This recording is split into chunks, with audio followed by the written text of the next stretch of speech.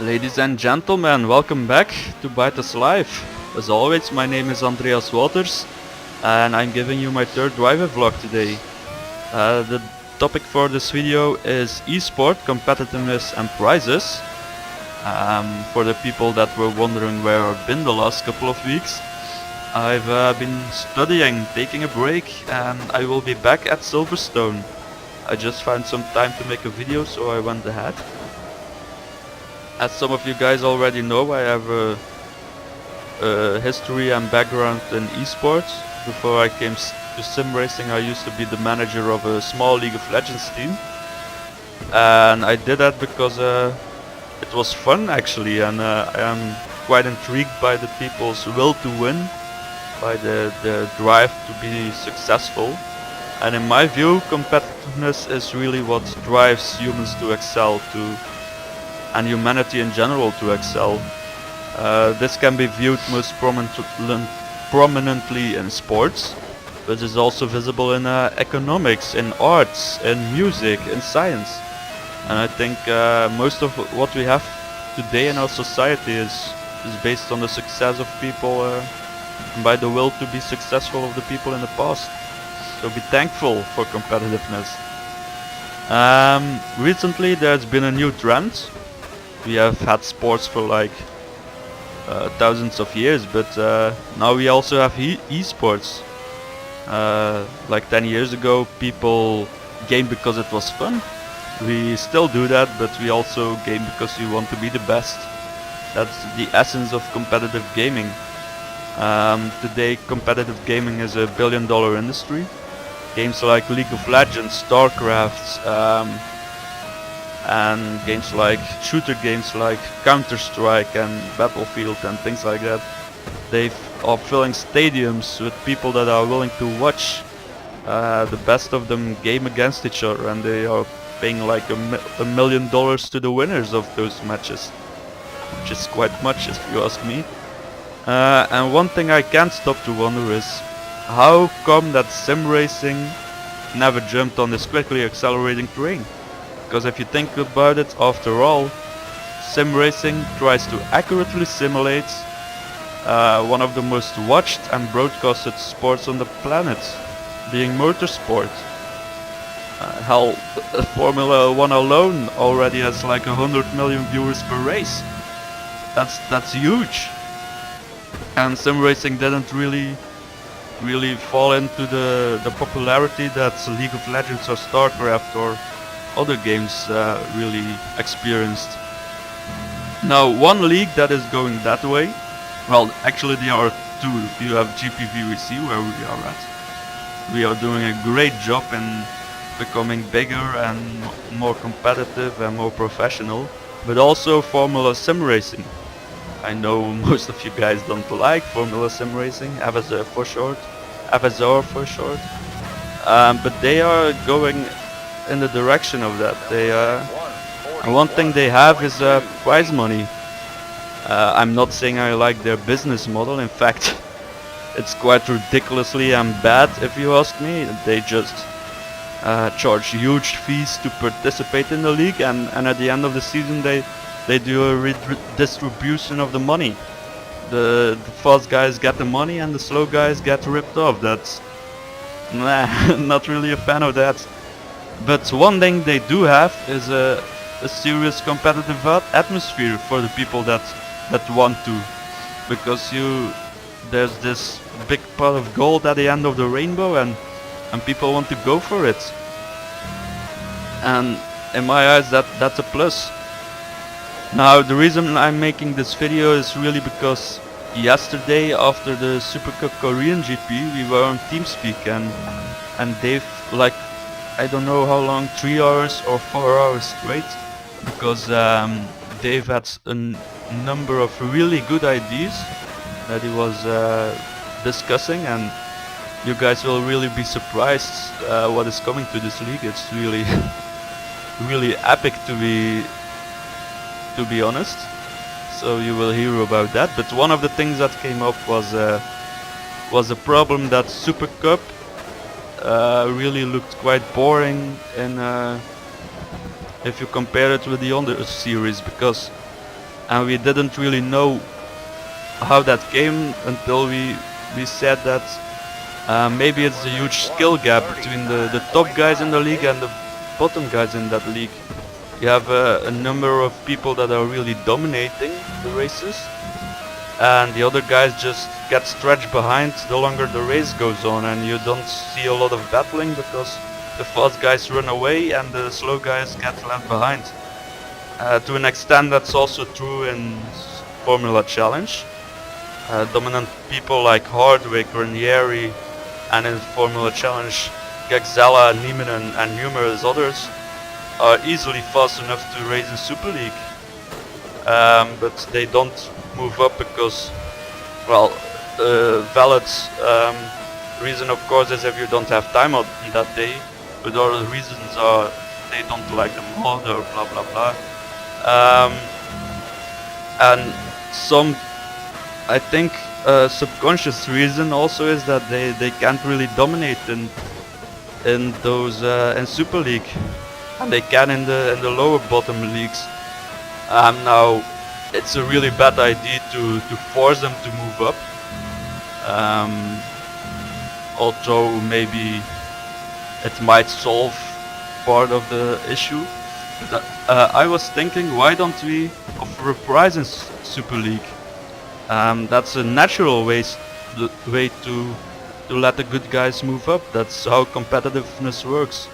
You have this pot of gold at the end of the rainbow, like in Formula Sim racing, and the people that want to go for it really want to go for it, and they are going to fight to go for it. And that's what racing is all about, being the first guy to reach that pot of gold. You are forcing no one. If you don't want to go for the pot of gold, you just race in the series you want to race in. But if you want to go for it, you want to become better, you want to race in the Super League and work to get there. And in that model, you can really help to make things happen. Now, doing things like Formula Sim racing is doing is not a good idea. Most esports are based on a freemium model. Basically, you're starting the game, starting to race is free. You just jump in the car and do your thing. And I mean, in esports, you just start playing. And if you become better, you are eligible to win, but you don't have to pay for it. Like how they do it is they find sponsors, they find stream revenue, partly, and another thing is like in League of Legends you can buy skins, or in Team Fortress you can buy hats, and that's basically you're giving the developer of the game a donation, and you get something because you like what they are doing, and you get something fancy to show that you did. That's the basic idea behind it. Now the big question was, how are we going to get a price in GPVC? Because as said before, raising the license fees is no option, because that would be mean. And the options that are open then are monetizing the streams, finding sponsors, and I think those two aren't really very easy either. There's a lot of work to go into that, and they are certainly more long term than short term. And the other idea is donations, and I was thinking, why don't we do kind of a people's prize? You find people that are willing to donate a little bit for the good cause, that goes into a pot, and you can make a prize from that for the best people in the league. Now, donating with PayPal and other things isn't really very easy for some people, because some people don't have a visa, don't have a credit card. Their parents don't want them to spend money on the internet or something, and because of that I want to introduce quite a revolutionary thing to you guys. It's called Bitcoin. I'm very enthusiastic about it. It's basically a new currency. It's decentralized, so no government that issues it. It has extremely low fees to make transactions. It is fully digital. You just have to download a little client, a little program on your computer, and you can use it. You can receive, you can send, you can keep your bitcoins, and it is peer-to-peer network based like torrent source. So some people might recognize some of the parameters in the Bitcoin concept. How does it work?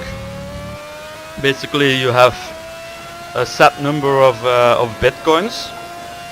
In this case, it's 21 million. They are impossible to counterfeit, to fake, to cheat. If you want to know more about that, I can explain in some links, some videos, how that works. And basically, everyone that got bitcoins can pay to other people with those bitcoins. They just have to send the guy that wants the bitcoins gives a code to the guy that has the bitcoins, and he goes to his program, he puts in the bitcoins, and he sends them to the other person, and he receives it, and it's all okay. And the way it works is, imagine, to really think about it, imagine that everyone that has bitcoins goes to a big stadium, like there's 1 million people, because it's really already used by a lot of people, and they are sitting in a big stadium, and everyone can see the field in the middle where normally football players play, but there isn't a football match. And the moment somebody wants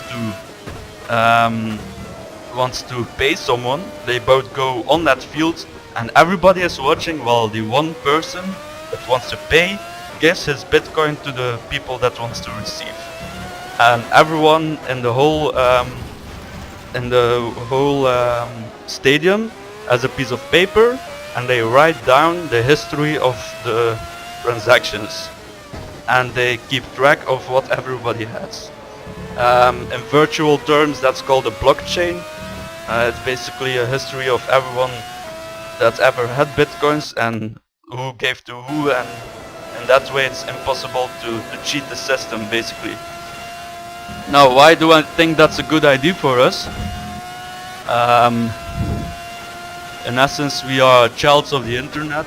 We all have a computer, and the fact is, you can mine bitcoins. You can be one of those guys that looks at all the transactions and confirms them. This action is called mining. You do it with your computer, with your graphics card, and basically you just solve a very complicated mathematical equation, and you get a reward for that. That's the basic of it. So for the people that want to donate to this cause, to make a prize, they can just either buy bitcoins on an exchange. The current value for one bitcoin is like 100 euros. They also have a tendency to deflate, in contrast to normal money that inflates every year. So if you have $1, the next year it's worth like 99 cents, and the year after that it's like 98 cents, because the government is printing more money and making loans to people with money that they don't have. Bitcoin, on the other hand, has a fixed amount of coins, in this case 21 million, and there can never be more, and the more people that start using it, the more scarce the bitcoins become and the more value they have. I bought my bitcoins when they were 40 euros each. That was like, I think 4 months ago, and if I want to sell them now, I can easily do that for $100 a piece, euros a piece, I mean. So I'm quite motivated about that. Why is it good for us? We can just all download, everyone that wants to do it, of course. There's no, if you are not interested, there's no problem at all. You can just download the software, you can install it, and you are instantly good to receive bitcoins or send bitcoins. You can earn them by buying them, by mining them. If you have a decent graphics card, you can download a miner program, confirm those transactions that are done, and you get a reward for that. And if none of that applies to you, if you have a bad computer and no money to buy some, you can just go to faucets that are little sites that just give away free Bitcoin to incentivize people to start using it. There are also games about it, like Run the Rabbits, where you click one of the rabbits and then see one of 3 rabbits and then see which one finishes first. And if your rabbit wins, you get a big amount of Bitcoin, like worth 10 cents or something. And if it's second, you get less. And if it's third, you get even less. But that way you can have some fun and earn your first Bitcoin, because that's exciting. So I've made a little wallet with 0.1 Bitcoin in it. That's a value of 10 euros. It's not very much, but it's something. I'm not very rich either, so just to start this off. If people want to make donations for that, they can do that at the public key that I will leave in the description. And if you want to check out that the money is really on that account, that it's really there, and I'm just joking you, everyone can look at the public key. I will put the link below also, and see what the balance is of that particular public key. So that's just public domain, everyone can see that. And if you're interested in this stuff, we can make something happen. And how can we use that as prize money? Just something I'm gonna say here. For example, we can say we gather some donations now, we do some effort to get a prize money pool together, and then we can say at the end of the season we use half of the pool to do a prize in Super League, or maybe Super League and Super Cup. We can divide how we want to do that, and the other half can be used for the next season. And during that next season we can also fill back up by giving extra donations to the pot. I think you guys understand how it works, what I'm saying here. Make sure to like and rate the video if you liked it. If you don't like it, tell me in the comments below, and make sure to join into the discussion of this topic on the forums. Let's see what we can do here, guys. Raise on!